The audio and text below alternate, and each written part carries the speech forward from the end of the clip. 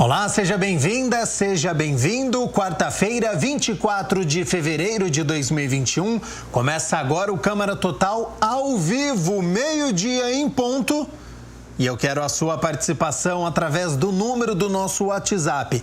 19 é o nosso DDD, 97829-3776. Ele está aqui embaixo da sua tela. Lembrando que você tem a opção de enviar uma mensagem através do nosso QR Code. Pega o celular, abre a câmera como se fosse tirar uma foto. Mira para este QR Code, olha só, estou apontando aqui para ele e aí já vai aparecer lá o WhatsApp da TV Câmara Campinas, que a gente conversa ao vivo nesta quarta-feira. Confira agora os destaques de hoje.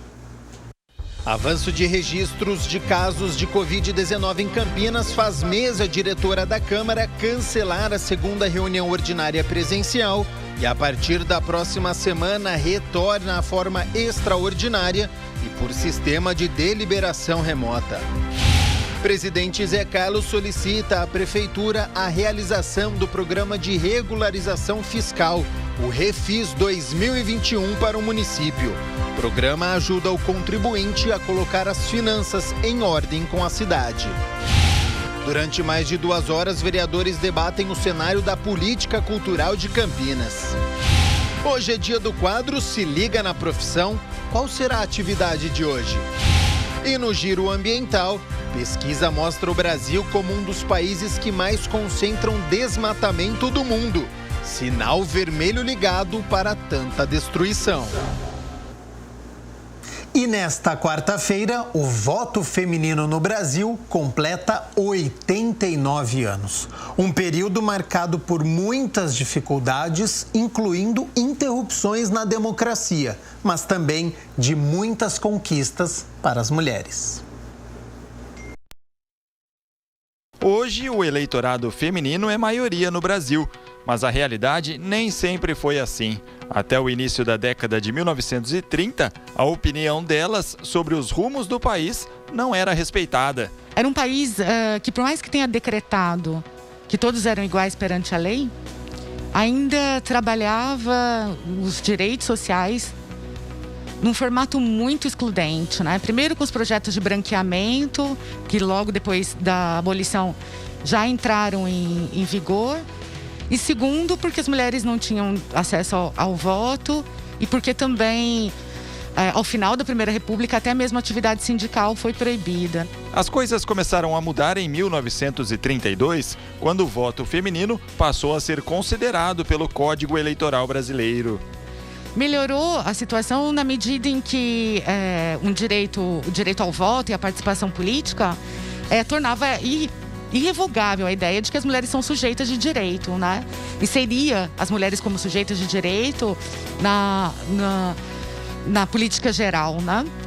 Mas, ao mesmo tempo, como a nossa história do Brasil é muito conturbada, a gente teve muitos períodos autoritários também, desde que o voto foi outorgado.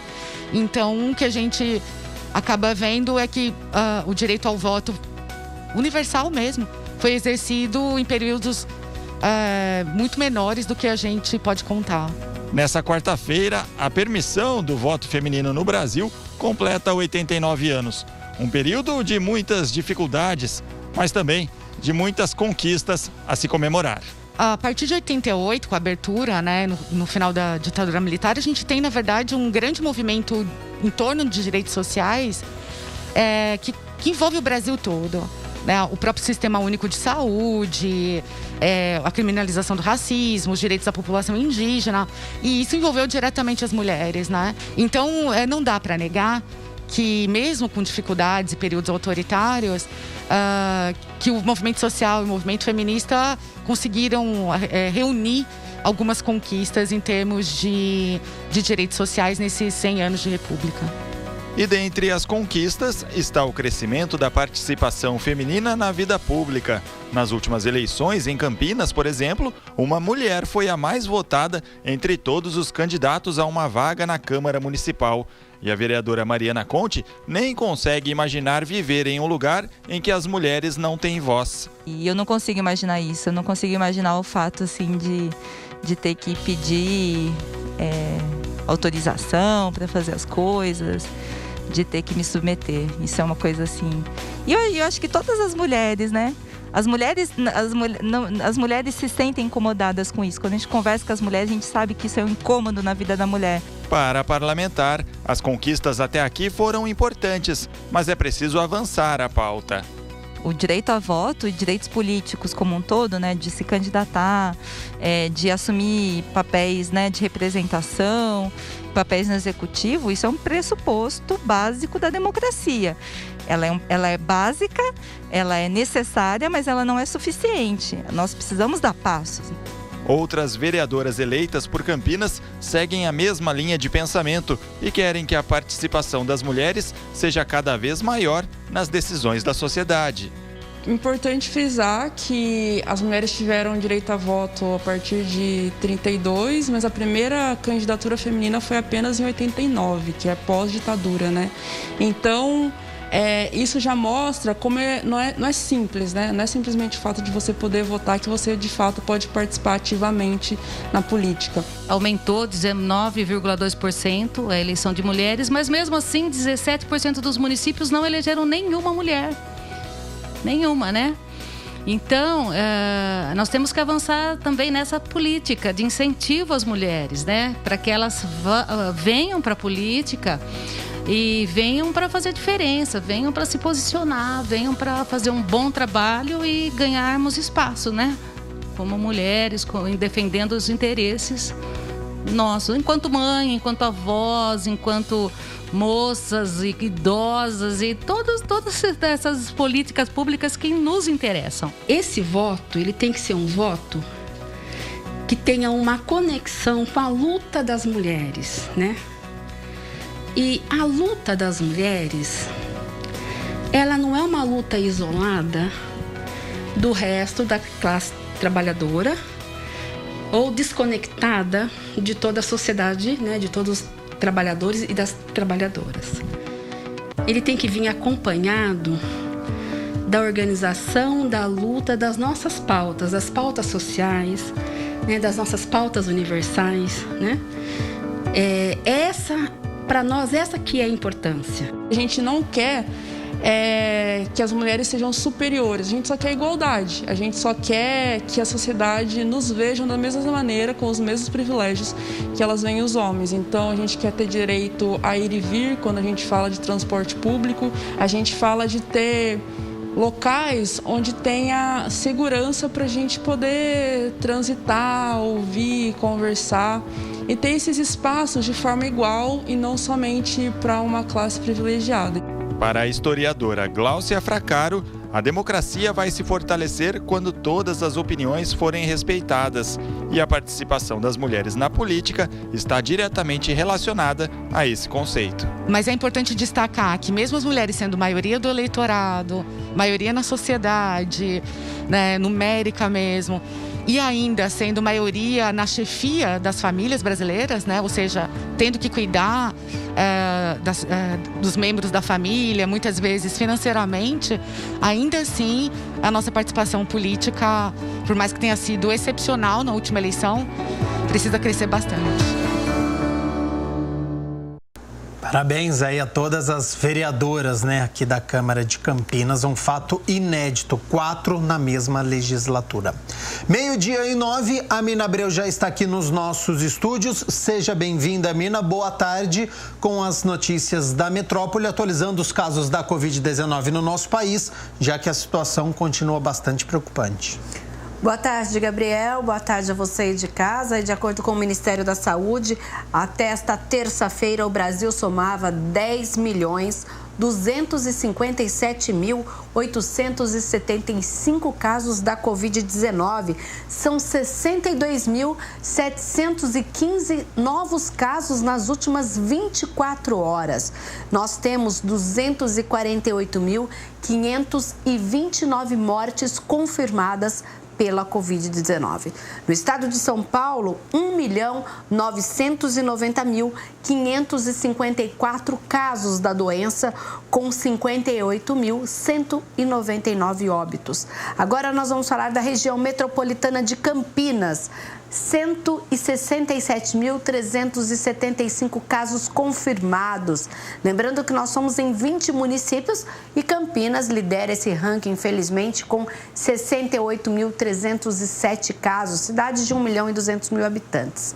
Indaiatuba aparece na sequência com 14.693 casos, Sumaré 2.477, Americana 10.973, Santa Bárbara do Oeste, 10.248, Hortolândia, 8.805, Paulínia, 7.039, Valinhos, 6.824, Itatiba, 5.634. Então, nós temos já 9 municípios com mais de 5.000 casos da doença.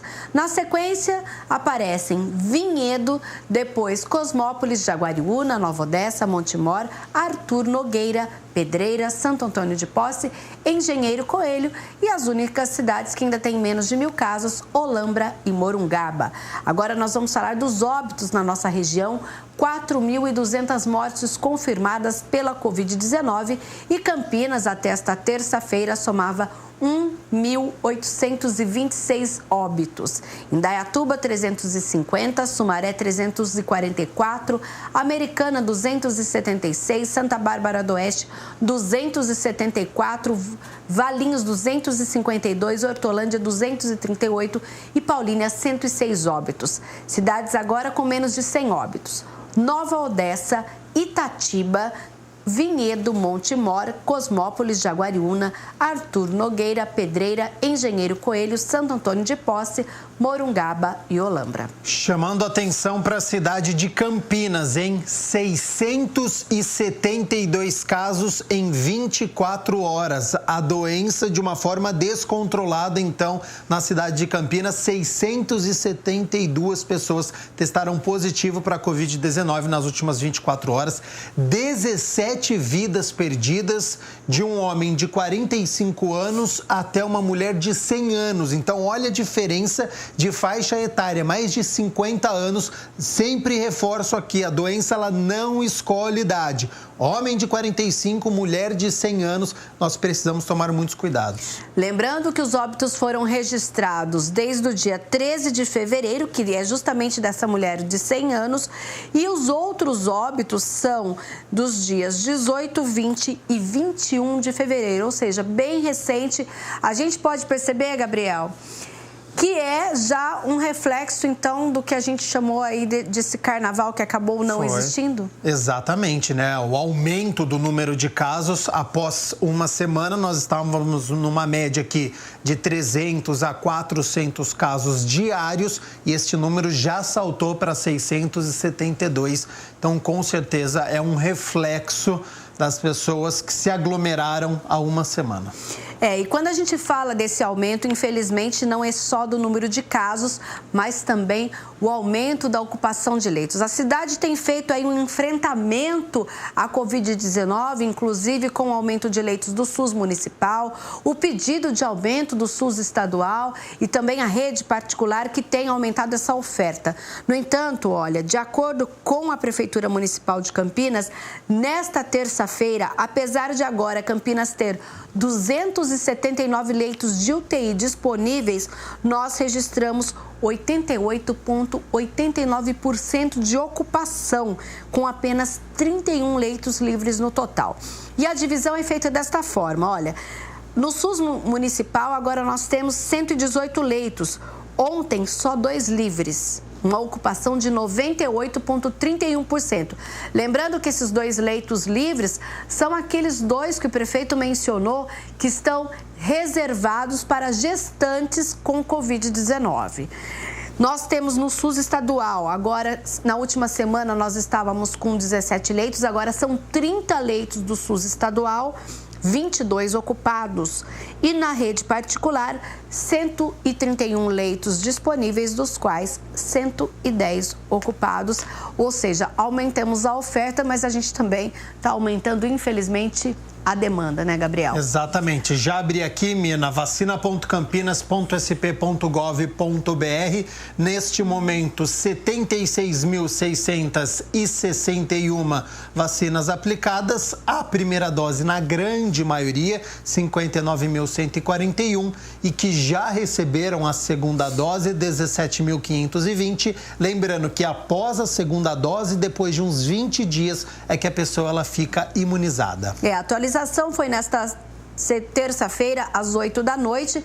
Lembrando que a gente aguarda aí o envio de novas doses. Hoje nós temos, daqui a pouco, às 12:45, aí uma coletiva do governo do estado de São Paulo para saber como será essa distribuição das doses e também se haverá reclassificação da nossa região no Plano São Paulo. A gente teve o anúncio na última segunda da fase vermelha, vamos aguardar em termos estaduais. Inclusive, olha, eu já trago aqui um primeiro balanço desse primeiro dia de fase vermelha.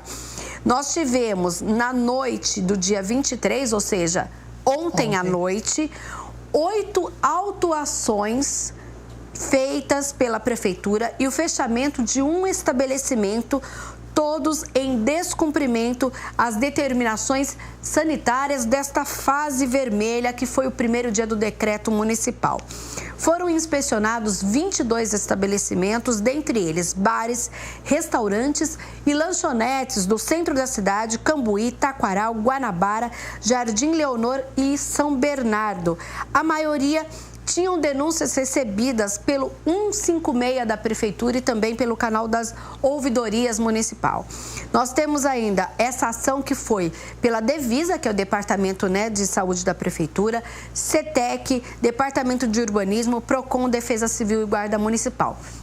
Na semana passada, a Prefeitura já havia apontado que manteria uma intensiva fiscalização desde aquela operação do Carnaval, que a gente teve um balanço aí com vários estabelecimentos autuados, e com essa fase vermelha, essa fiscalização continua.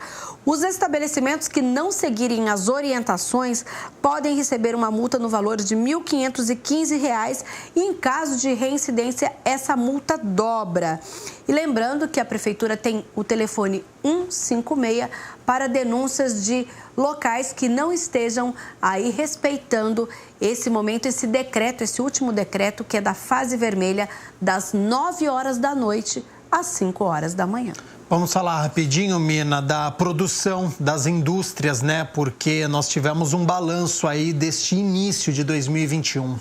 O balanço foi apresentado pelo CIESP, que é o Centro das Indústrias do Estado de São Paulo, e que apresentou essa pesquisa feita entre janeiro e fevereiro, mostrando os números positivos da sondagem industrial. Acompanhe. Isso é um bom sinal, apesar de toda a falta de matéria-prima que tem, desde a pandemia, desde seu início, atrapalhado a produção das empresas. Mas, ao pouco, as matérias-primas têm tido a sua produção normalizada, entrega normalizada, e, com isso, as empresas só precisam de um produto novo, que se chama dinheiro barato e dinheiro bom. Então, é isso que nós precisamos nesse momento. E para nós encerrarmos as notícias da metrópole, Mirna Abreu, amanhã muitos bairros de Campinas ficarão sem água, né? Nós estamos com uma obra da Sanasa, então 12 bairros de Campinas sem água nesta quinta-feira para o serviço de capeamento de redes. Anote aí, das 8 da manhã às 5 da tarde, você que mora no Jardim Chapadão, Guanabara, Vila Martini, Arruamento Nicolau Ceroni, Vila Jerônimo Picoloto e parte dos bairros Bonfim, Botafogo, Vila Nova, Chácara João Herman, Vila José Matar e Arruamento Rossi e Borg também será afetada. A gente ainda tem a obra que vai afetar terminais, o terminal metropolitano, ali no bairro Bonfim Rodoviário, e a SpaceX, que é a Escola Preparatória de Cadetes. Tá certo, Mirna Abreu, aproveitando a sua presença aqui nos nossos estúdios, passando agora para as notícias do Legislativo, falando sobre a ação parlamentar, porque tem vereador pedindo mais proteção depois da morte que nós tivemos na quadra de tênis da Lagoa do Taquaral no último domingo, né? Isso mesmo, é um projeto protocolado pelo vereador Paulo Gaspar. Ele usou a tribuna na reunião ordinária da última segunda-feira para falar justamente da morte dessa pessoa, né, do senhor Eduardo Giroto no último domingo, o que o motivou a apresentar um projeto que obriga a instalação de dispositivos de proteção e corrente diferencial residual que impeçam choques elétricos em locais públicos. Nós obrigamos todos os parques públicos, praças, todos onde tem instalações elétricas, para que basicamente tenha um tratamento correto, técnico, conversando com alguns profissionais da área. Claro que eu não sei se já saiu um laudo específico que foi mandado fazer, uma perícia, né, no local, mas basicamente ali deve ser algo, o nome aqui é o DR, popularmente conhecido, né, o dispositivo de proteção de corrente diferencial residual. O famoso DR, que você coloca no quadro de distribuição e se vier a ter um curto, alguma descarga, ele desliga e a pessoa, na hora que ela faz o contato com o poste metálico, com a grade, enfim, ela não venha a ter a descarga. Olha só, e o parlamentar acredita que este é um tipo de acidente que poderia ter sido evitado na nossa cidade. Poderia ter sido evitado um acidente dessa natureza numa cidade como Campinas. A gente sabe que é difícil, que pode acontecer acidentes como esse, mas nós temos que trabalhar para que não ocorra nunca mais. Pela Comissão de Constituição e Legalidade, se receber parecer favorável, será então votado em plenário. E também na última segunda-feira foi aprovada uma moção que trata justamente dessa questão da educação em nossa cidade. Por causa da pandemia, os últimos 11 meses para os trabalhadores da educação foram de aulas não presenciais. O vereador Gustavo Peta fez uma moção de apoio a esses profissionais, reconhecendo toda a contribuição deles para que a educação em Campinas não parasse. Porque às vezes a gente ouve aí por aí assim, os professores não querem voltar a trabalhar. Os professores, os trabalhadores da educação, nunca deixaram de trabalhar.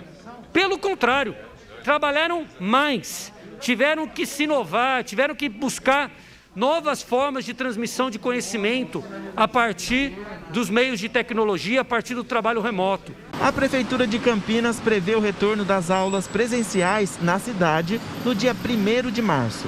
O Executivo aguarda a divulgação do governo do estado, que vai classificar em que fase o município está. Ainda de acordo com o plano do estado, as aulas presenciais só são possíveis na fase amarela. Diante da situação que nós estamos, vai ser necessário criar novos grupos prioritários. Dentro desses novos grupos prioritários, eu acredito que é muito justa e legítima a bandeira de que os trabalhadores da educação estejam nesses novos grupos prioritários, a partir da superação, evidentemente, desse primeiro grupo prioritário, que foram os trabalhadores da saúde e a população mais idosa. A moção de apoio aos trabalhadores da educação das redes municipal e estadual do vereador Gustavo Peta foi aprovada na Câmara com 28 votos. O documento ainda destaca a luta e o empenho desses profissionais que tiveram que se reinventar com as aulas virtuais durante a pandemia do novo coronavírus.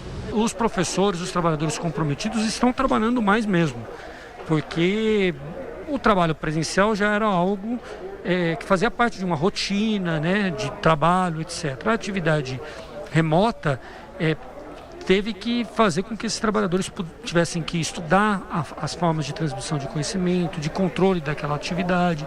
Então, realmente é algo a ser valorizado. E uma indicação protocolada aqui na Câmara quer que seja feito o refinanciamento do Refis. A indicação é do presidente da Câmara, o vereador Zé Carlos, e pede que a Prefeitura realize o Programa de Regularização Fiscal, o Refis 2021. Eu não posso fazer isso através de projeto de lei, porque quando há evasão de receita, isso depende do Executivo, não do Legislativo. Mas eu fiz uma indicação ao prefeito municipal, porque nós estamos vivendo, desde março de 2020, a pandemia. Então, nada mais justo que os empresários, o setor de serviço, bares, hotéis, restaurante e o setor de serviço tiveram uma diminuição do seu ganho. Todos nós sabemos, porque teve que ficar em casa, teve aquele negócio, fique em casa para não transmitir essa pandemia, essa doença. E muitos desses empresários, prestadores de serviço, teve que refazer e pagar aquilo que era essencial, como pagar seus funcionários, entre outras coisas. E optou por não pagar os tributos. E nada mais justo agora que o prefeito, juntamente, estude um modelo desse refinanciamento para que esse pessoal que foi atingido pela pandemia, que foi quase todos os munícipes, né? Para que ele possa fazer, remodelar a tua vida para que ele volte a pagar os impostos, mas em umas condições melhores. O objetivo do vereador é de que a Prefeitura faça refinanciamento da dívida e que ainda ofereça desconto. É um refinanciamento com desconto da dívida que ele tem, da dívida que ele contraiu ou contrai sempre através dos impostos que o município lhe cobra, como IPTU, ISSQN, entre outros tributos. Multas, né, que tem por falta de alvará de construção e esse tipo de coisa. Então, o prefeito faz aí um projeto, manda para a Câmara, onde a gente estuda e vota. Para que os munícipes, os comerciantes, os industriais, todos aqueles que pagam seus impostos, a população em geral, o IPTU, que eles possam refinanciar com desconto. Para o parlamentar, esta é uma forma de auxiliar a população a colocar a vida financeira em ordem. E nada mais justo agora que o governo municipal dê aí condições para que esse pessoal volte a quitar os seus impostos através desse refinanciamento de dívida. E a espera agora é que a indicação seja...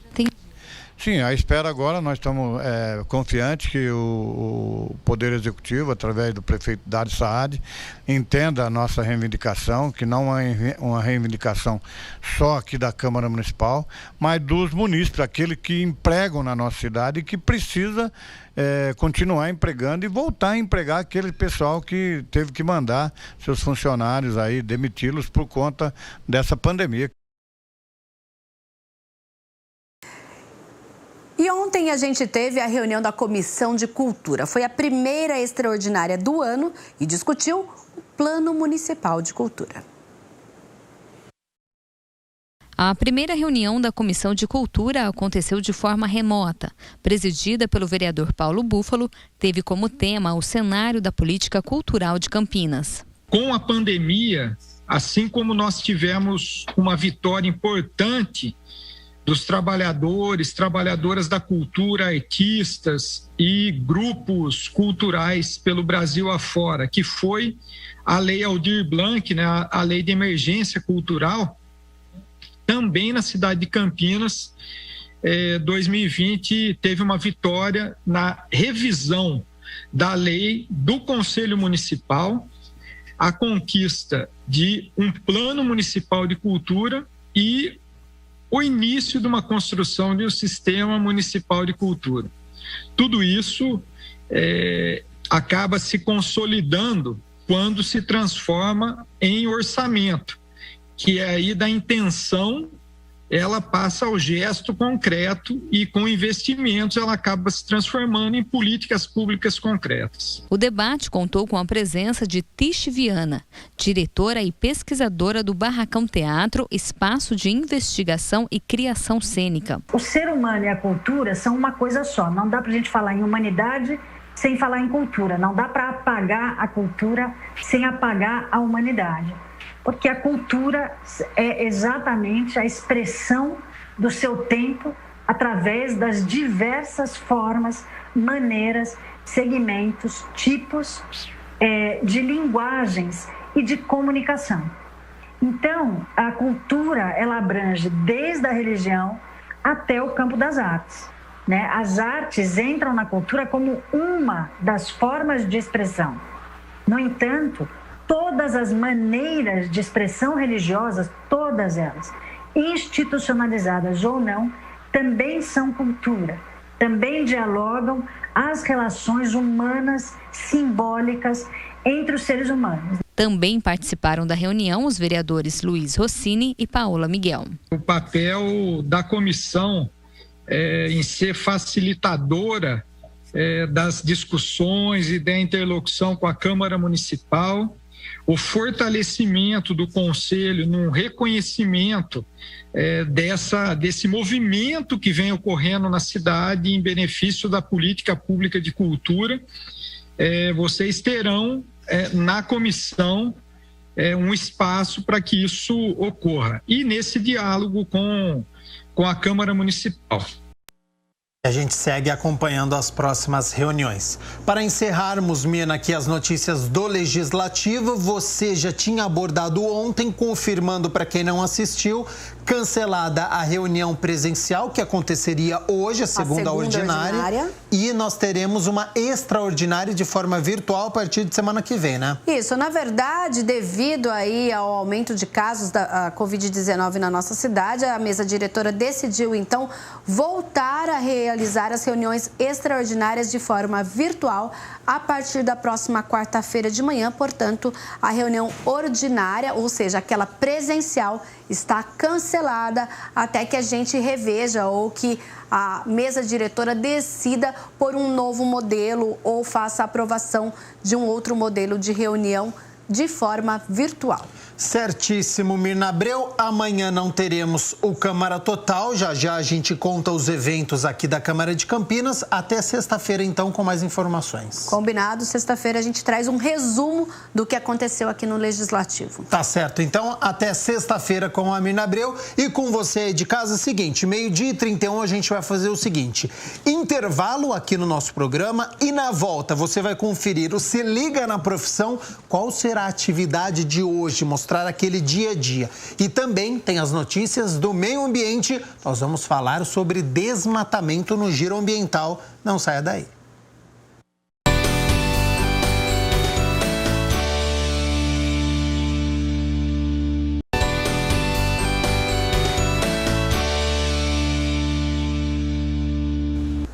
Toda quarta-feira você confere aqui no Câmara Total uma atividade, como é realizado o trabalho. Você já viu aqui o dia a dia de um arquiteto, de um barista, alfaiate. E hoje o nosso repórter André Aranha foi até uma podóloga. Será que ele aproveitou e já fez um atendimento? Vamos conferir. Se liga na profissão.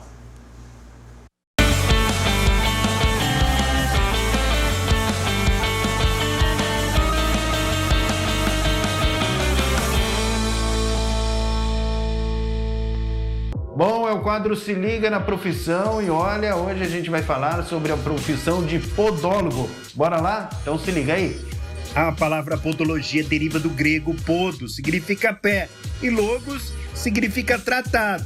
Se ligou, né? Podologia é, então, o estudo e tratamento dos pés. É o ramo das ciências da saúde que previne, estuda, investiga e trata os processos patológicos do pé. E olha, a prática de curar os pés não é nova não, viu? Tanto que a segunda esposa do imperador Nero de Roma sofria de uma enfermidade nos pés, que foi tratada por Caius, um soldado romano que exercia atividade de pedicuro. Este feito valeu ao soldado pedicuro Caius o título de calista, denominação que os podólogos passaram a ter durante muitos séculos, até o final do século XX no Brasil. Bom, e para a gente entender um pouquinho mais sobre essa profissão de podólogo, eu vou bater um papo com a Maria, que faz 10 anos que é profissional dessa área. Inclusive, ela vai mostrar para mim como funcionam os procedimentos, vai inclusive também nos meus pés cuidar da saúde, porque na verdade, né, Maria, a intenção é justamente essa, cuidar da saúde dos pés, não é isso? Exatamente. É um prazer tê-la conosco aqui no quadro Se Liga na Profissão. Obrigada. Então, a podologia está voltada para a área da saúde, né? Então, quando o cliente chega aqui, a gente tenta mostrar para ele que os cuidados com os pés é muito importante, né? Eu vou até colocar os meus pés aqui. Por favor. Que a senhora falou, até para você ir mostrando na prática como funciona. Então, quando o cliente chega, a gente faz uma avaliação, vê quais os problemas, né, que tem os pés. Se tiver uma micose na unha, a gente faz a remoção, né, dessa lesão e deixa bem limpinho a unha para ele fazer o tratamento em casa com antifúngico. Também pode procurar um dermatologista para poder acompanhar também, né, esse problema. Então, eu vou iniciar aqui o tratamento tradicional completo, que abrange corte das unhas, limpeza, a gente lixa a plantar, hidrata e faz uma massagem para finalizar. Tá joia. Tá bom? Enquanto isso, Maria, a gente vai batendo um papo sobre a profissão, porque assim, como que é o mercado, né? Pessoal que está em casa, curioso para saber como é o mercado, como funciona, como que está o mercado? Então, o mercado, ele é muito promissor para podólogo, né? Olha só. Eu acho que se o profissional estiver bem qualificado, ele não vai ter problema para conseguir trabalho, né? É exigido curso técnico, a princípio, né? E nós temos também o curso superior, que provavelmente lá no futuro vai ser exigido, mas por enquanto... É uma faculdade, então? Isso. Então, hoje tem que ser técnico. Hoje o mínimo é ser técnico. Ser técnico. Mas fala um pouquinho sobre a faculdade, porque certamente despertou uma certa curiosidade. A faculdade é... 4 anos também? São 4 anos. Legal. Ela fica em São Paulo, né? E daí, na faculdade, você tem um conhecimento maior do que o técnico tem, né? Mas o técnico, ele sai preparado da escola para poder fazer qualquer procedimento, né? Então, tem que estudar muito, tem que estar sempre lendo, fazendo cursos, participando de congressos. Porque a saúde do pé é muito importante, né, Maria? É muito importante, isso. Subir um pouquinho para a gente lixar, tá? Tá. Quais os principais desafios na carreira de um podólogo? Bom, o podólogo tem que gostar muito de cuidar de pessoas, né? Tem que ter muita responsabilidade, porque quando você pega, por exemplo, um pé diabético, que é um pouquinho mais complexo, então a gente precisa, né, ter muita responsabilidade no tratamento desse pé diabético. E tem que gostar de pessoas, né? Cuidar das pessoas, porque essa profissão ela é muito boa, porque o cliente entra aqui com dor e sai sem essa dor, né? Então, você traz um bem-estar para o cliente. Né? Quais as dores principais que você trata, Maria, aqui? Então, quais as principais queixas dos seus clientes? Então, de unha encravada. Unha encravada. Isso é terrível, né? Tem a unha encravada. Também tem o procedimento de infecção. Infecção da unha? Infecciona sempre o dedo maior aqui é o que é mais problemático, né? Então a pessoa faz um corte incorreto e aí acaba infeccionando. Então é muito dolorido. Mas aí depois do procedimento é um alívio total. Na hora imediato. que tira a espícula, que a gente chama, que é aquele pedacinho de unha que está ali na pele. Isso eu tive bastante. É imediato. Ô Maria, é legal a gente esclarecer, porque muita gente confunde, né, a profissão de podólogo com a profissão de pedicure, né? Pedicure, na verdade, a gente inclusive já teve a oportunidade no Se Liga na profissão de mostrar a profissão de uma manicure, né, que cuida das mãos, e tem também o pedicure, que cuida, na verdade, da estética, né, da beleza dos pés, tal. Então, mas muita gente confunde, o podólogo não, é uma situação muito mais completa, que você cuida da saúde dos pés, né? Então, gostaria que você falasse um pouquinho isso, porque certamente tem muita gente que confunde. Imagino que você deva ter já respondido muitas dúvidas a esse respeito, né, Maria? O pedicure e manicure, ela cuida apenas do embelezamento dos pés, né? E faz o corte das unhas, é mais voltado para o embelezamento. E já a podologia, a gente tem uma outra visão. A gente consegue ver outros problemas que tem no pé, né? No pé diabético, por exemplo, que às vezes tem alguma mancha, uma coloração diferente na unha, na pele. Então é importante a gente orientar esse cliente a procurar um médico, né? Porque um pé diabético, ele é bem complexo. Então a gente faz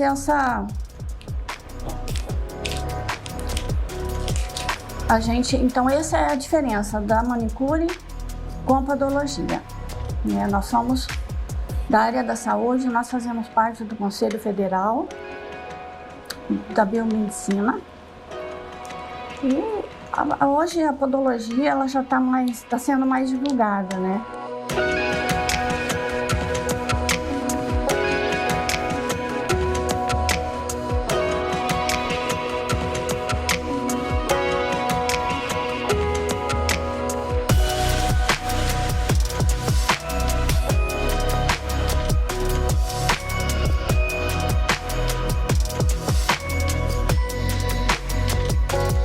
Maria, quais as dicas que você daria para as pessoas que estão em casa assistindo ao quadro Se Liga na Profissão ou que estão vendo o quadro no YouTube? Quais as dicas que você dá para o pessoal que de repente tem a intenção de iniciar nessa carreira de podólogo? Então, eu acho que para trabalhar de podólogo, você tem que ser uma pessoa dedicada. A gente precisa ser muito dedicada, precisa estudar bastante, né? Fazer bons cursos, gostar de lidar com pessoas, que é o mais importante também, para poder orientar sempre o cliente da melhor forma possível, né? Mostrando sempre para ele que a podologia é importante, faz parte, mesmo que não tenha nenhum problema. Porque a gente tem que trabalhar com a prevenção. Né? Exatamente. Manutenção também, né? Isso. E é para todas as idades? Todas as idades. Criança, pode ser idoso. Criança. A gente atende até bebê. Que vem bebê também? Travada. Sim. Esse curso que você falou, que não é o da faculdade, ele dura quanto tempo? 1 ano e meio. 1 ano e meio. Isso. Mais ou menos isso. E ele capacita a pessoa. Sim.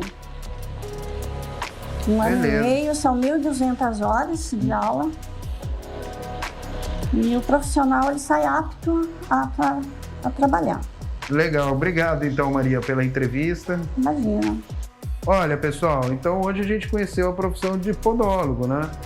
Você sabe que aqui todas as semanas você conhece uma profissão diferente, os detalhes, as curiosidades, os principais desafios, como está o mercado, não é? Se é preciso fazer um curso, se não é, se tem faculdade, se não é. Enfim, hoje a gente bateu um papo com a Maria aqui para falar um pouco sobre essa profissão de podólogo. Então já sabe, né, galera? Se liga na profissão.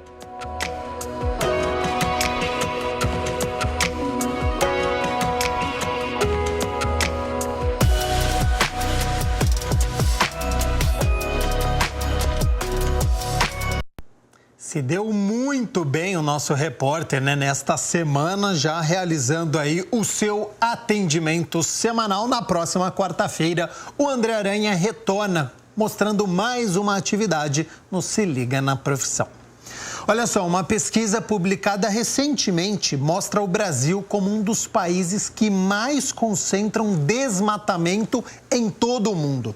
A destruição simultânea na Amazônia e no Cerrado é uma das principais causas deste sinal vermelho apontado pelo estudo que avalia ainda a relação entre essas devastações e a saúde pública internacional. Este é o tema de hoje do quadro Giro Ambiental.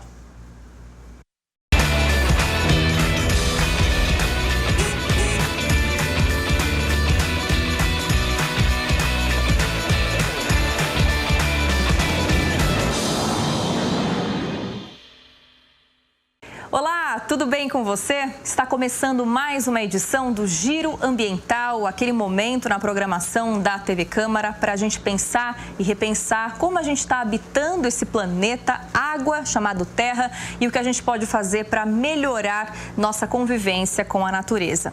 Olha só, a Usina Verde de Campinas, uma parceria da Secretaria Municipal de Serviços Públicos com a Sanasa, Ceasa e IAC, está na fase final da montagem da estrutura que fica completa até o fim deste mês. Ela foi oficialmente inaugurada em novembro do ano passado e agora, com a instalação de coberturas, os processos de compostagem de adubo orgânico serão otimizados por meio de máquinas. Esse adubo orgânico, aliás, você sabe de onde vem? Sabe me dizer? De resíduos de poda de árvores, de restos de frutas e até de lodo de esgoto. Pois é, tudo se aproveita na natureza. Essa otimização vai trazer um ganho financeiro e ambiental para o município, porque o material deixa de ir para o aterro sanitário, liberando mais espaço e, portanto, gerando economia para os cofres públicos. E por passar pelo processo de compostagem, deixa de gerar chorume e emitir gás metano, um dos mais maléficos à camada de ozônio. E ainda ajuda a manter nossa cidade sempre arborizada, porque esse adubo orgânico processado é utilizado no cultivo de espécies de árvores e de flores, é utilizado no viveiro municipal, em experimentos com sementes no IAC e ainda na revitalização de canteiros e áreas públicas de Campinas. Muito legal, né? Bom, hoje o Giro Ambiental fala sobre floresta mesmo, mas é com outro foco e, infelizmente, o lado avesso dos investimentos nas áreas verdes, nas riquezas do Brasil. Porque duas das nossas maiores riquezas, Amazônia e Cerrado, estão em frentes simultâneas de destruição ambiental e fazendo o Brasil ir parar em um relatório da World Wide Fund for Nature, o WWF Internacional, como um dos países que mais concentram desmatamento. A gente vai conversar agora com um dos pesquisadores responsáveis por essa pesquisa, que é o Frederico Machado, especialista em políticas públicas do WWF Brasil. Frederico, primeiramente, seja bem-vindo. Muito obrigada pela sua participação no Giro Ambiental. Eu que agradeço, Mariana. Satisfação estar aqui contigo e com os seus telespectadores. Frederico, eu queria começar entendendo um pouco mais, porque eu dei uma abertura um pouco ampla, né, de uma pesquisa que indica o Brasil como um dos países que mais concentra desmatamento.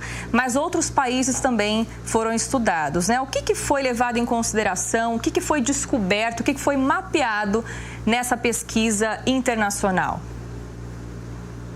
É aquilo que a gente vem acompanhando bastante, né, pela imprensa, né, especialmente nesse debate internacional sobre a necessidade de combater as mudanças climáticas, combater a perda de espécies, a destruição daquilo que ainda nos resta de ecossistemas naturais. Esse documento ele é mais, né, mais um estudo, mais um documento com base científica que mostra que o caminho que nós estamos trilhando provavelmente não nos levará a um bom destino como humanidade, né? Que não só para as gerações vindouras, os nossos filhos, os nossos netos, mas para a nossa própria geração, a gente já começa, né, a enfrentar situações muito graves relacionadas com esse quadro, né, global de destruição sem o devido controle daquilo que nos resta de ecossistemas. Aqui no Brasil, o quadro é especialmente grave, como você comentou. A gente tem duas das principais frentes de destruição da natureza em nível global ocorrendo aqui no nosso país, né? Não só a Amazônia, que tem bastante atenção de imprensa aqui e fora, mas também o Cerrado. O Cerrado tem metade do tamanho da Amazônia, tem muito mais destruição acumulada, infelizmente, e ainda hoje o processo de destruição do que ainda resta desse bioma tão valioso para nós e para a humanidade. O Cerrado responde por 5% de todas as espécies que ocorrem no nosso planeta, e aqui no Brasil é o berço das nossas águas, né? Abrigando as nascentes de 8 das 12 grandes bacias hidrográficas que abastecem a nossa população. Então, o que vem acontecendo no Cerrado é especialmente grave, né? Uma destruição muito acelerada e que precisa, né, de mais atenção, mais seriedade, né, de nós todos como sociedade, também dos nossos governantes, para interromper, né, esse processo. O Brasil é o número 1 em desmatamento em nível global, muito distante do segundo colocado, né, nesse ranking aí de destruição do que resta para nós, né, para a população humana, em termos de ambientes naturais, de serviços ecossistêmicos também associados. Uma segunda colocação é muito grave, né, Frederico? Inclusive, eu trouxe aqui alguns dados, né, que ajudam o telespectador a entender um pouquinho desse cenário brasileiro, né, que são dados consolidados do sistema PRODES, do Instituto Nacional de Pesquisas Espaciais, que indicam que a área desmatada na Amazônia brasileira chegou ao nível anual mais alto desde 2008, mais de 11 mil quilômetros quadrados entre agosto de 2019 e julho de 2020. Ou seja, né, Frederico, a gente está falando de um processo gradativo, né? Não foi do dia para a noite, já está acontecendo e a gente não está vendo, né? Exatamente, Mariana. Já são mais de 2 décadas, talvez 3 décadas, que o Brasil desfruta dessa posição bem desconfortável, né, de país com maior nível de destruição de ecossistemas naturais. E nesses últimos anos, como você comentou, a gente tem visto um aumento ainda maior, né, dessas taxas de destruição, tanto na Amazônia, né, com esses números que você comentou, como também no Cerrado. O Cerrado, no ano passado, esse dado foi divulgado já ali no finzinho do ano, né, próximo do Natal. O Cerrado teve um aumento de 13% também no desmatamento no comparativo com o ano anterior. Então, infelizmente, não caminhamos por um caminho que vai levar realmente a uma condição melhor para nós, né, para a nossa existência enquanto espécie, quanto também o respeito que devemos ter com as outras espécies que têm a sua história natural, têm a sua trajetória para existir hoje como nós existimos e que muitas vezes estão aí, né, sofrendo, em especial, com riscos de extinção, com riscos de serem varridas, né, da face do nosso planeta em função de um processo descontrolado de destruição, não só aqui no Brasil, como em outros países também. Pois é, você usou um termo bem peculiar, que é varrida, né? Que é o termo, inclusive, que aparece na pesquisa, porque 1/3 significa 32,8% da área do Cerrado foi varrida, né, para a produção de gado e soja somente entre 2004 e 2017. É o que diz aqui, né, nesses dados, né, que são muito alarmantes em uma área como o Cerrado, que concentra 5% dos animais e plantas do planeta. Realmente muito preocupante. Agora, Frederico, uma coisa que me chamou muita atenção também é que essa pesquisa, ela abrange um pouco, né, esse estudo também para entender como essas fragmentações florestais se relacionam com o surgimento de novas doenças, né? Ou seja, existiria uma relação entre desmatamento e zoonoses. Explica pra gente qual que é a relação, porque, né, para o público que está em casa pode parecer tão abstrato, né? Como se dá isso? Pois é, essa é uma dos dados preocupantes que vem também desse relatório, mas não só desse relatório, como de outras pesquisas científicas também.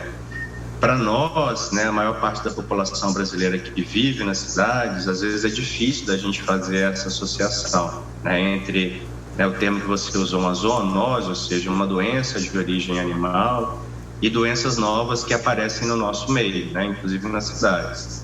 Mas a ciência mostra, Mariana, que desde 1940 até o dia de hoje, cerca de 50% das doenças novas que surgiram no planeta, né, que contaminaram a humanidade, ela é de origem animal.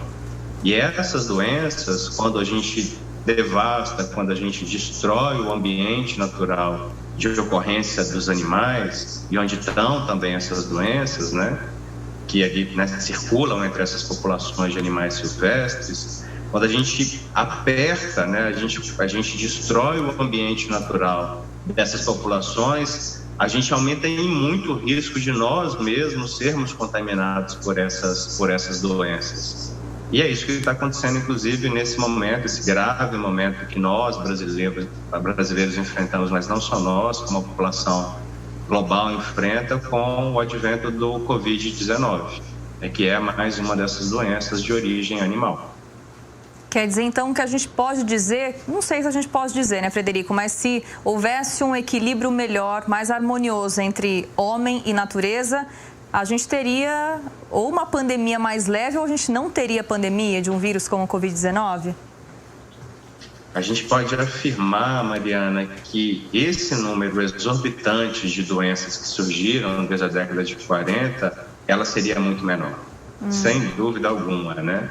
A gente que mora na cidade, a gente não tem muito essa noção, mas quem vive, por exemplo, na Amazônia ou em lugares, né, onde predomina ainda a vegetação nativa, e eu vivi na Amazônia durante 7 anos, lá as populações locais, elas sabem como isso acontece. Normalmente, nas áreas novas de colonização humana, ou de expansão de uma determinada comunidade dentro da floresta, nessas áreas normalmente são onde mais ocorrem problemas originados por patógenos de origem animal, né? São as áreas que tem mais endemias, são as áreas onde mais se disseminam, onde mais a população humana se vê vulnerável, se vê contaminada por essas doenças, por esses patógenos.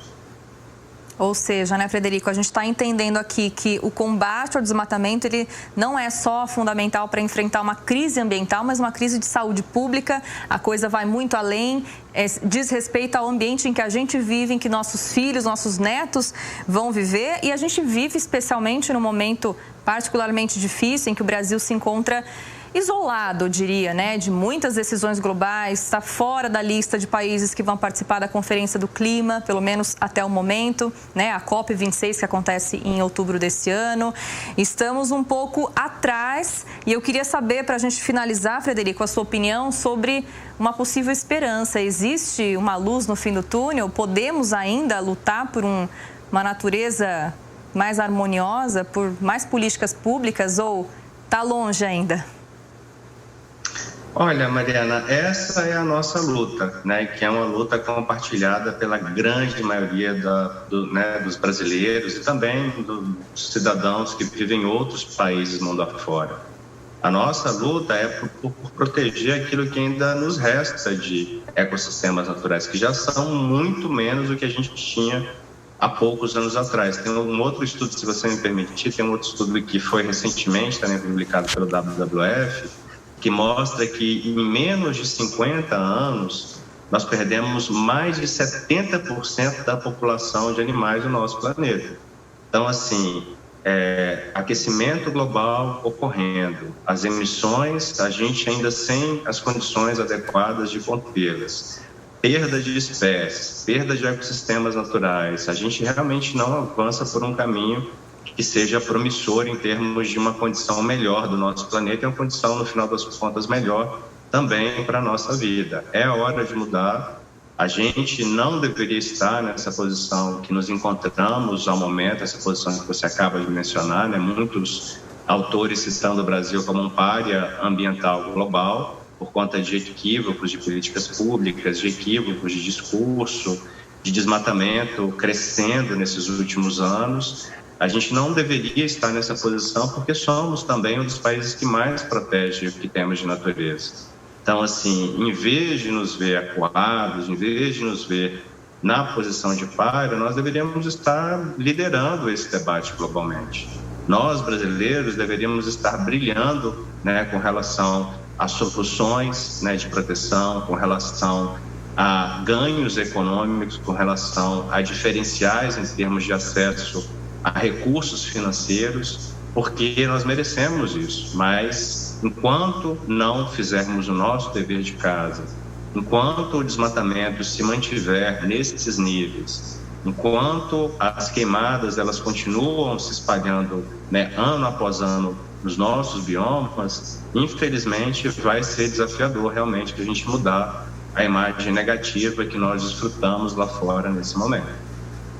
Enquanto isso, o Giro Ambiental sempre vai estar aqui no ar, então, para bater nessa tecla. Frederico, muito obrigada pela sua participação, obrigada por trazer esses dados para que as pessoas, né, reflitam sobre isso de uma maneira diferente. Muito obrigada, viu?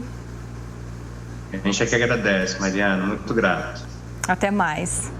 E para encerrar o Giro Ambiental, olha só, pesquisadores argentinos descobriram uma nova espécie de rincossauro. Esse é um animal quadrúpede e herbívoro de 3 metros de comprimento que poderia ter compartilhado seu habitat com os primeiros dinossauros. Segundo os cientistas, foram encontrados fragmentos do crânio dessa nova espécie, incluindo o pré-maxilar, maxilar, o dentário, as primeiras vértebras da cauda, entre outras partes do corpo. O crânio, aliás, tem uma dentição bem específica, com fileiras de dentes bem grandes e um bico ósseo no focinho que poderia ter servido para o processamento de alimentos antes de serem engolidos.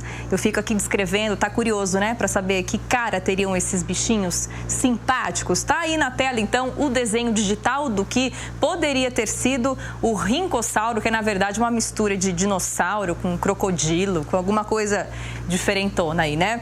O Giro Ambiental fica por aqui. Eu volto na semana que vem com mais informações. Bom fim de semana para você e até. Tchau.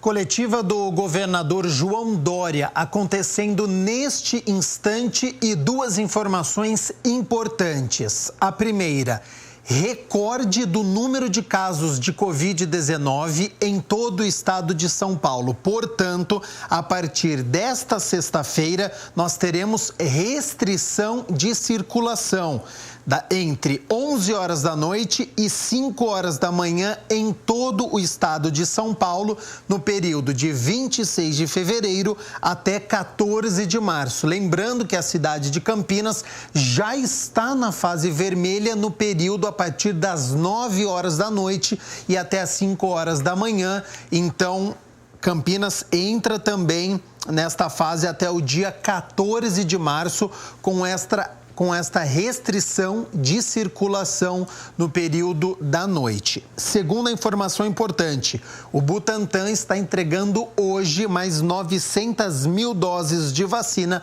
para o Ministério da Saúde para dar seguimento aí ao programa de vacinação aqui no nosso país. O Câmara Total fica por aqui. Lembrando que daqui a pouco, às 4h30 da tarde, você confere a reunião da Comissão Permanente para Assuntos da Região Metropolitana de Campinas. Amanhã, quinta-feira, excepcionalmente, não teremos o Câmara Total, pois nós transmitiremos audiência pública para a apresentação pelo gestor do Sistema Único de Saúde, o SUS, aqui de Campinas, para falar da prestação de contas e o relatório detalhado do quadrimestre anterior, do terceiro quadrimestre de 2020, a partir das 10 horas da manhã. E em seguida teremos a reunião extraordinária da Comissão Permanente de Política Social e Saúde, que vai abordar aí a situação da Covid-19 no nosso município, tá certo? Então, até sexta-feira, às 11 horas da manhã, com mais Câmara Total. Até lá. Tchau, tchau.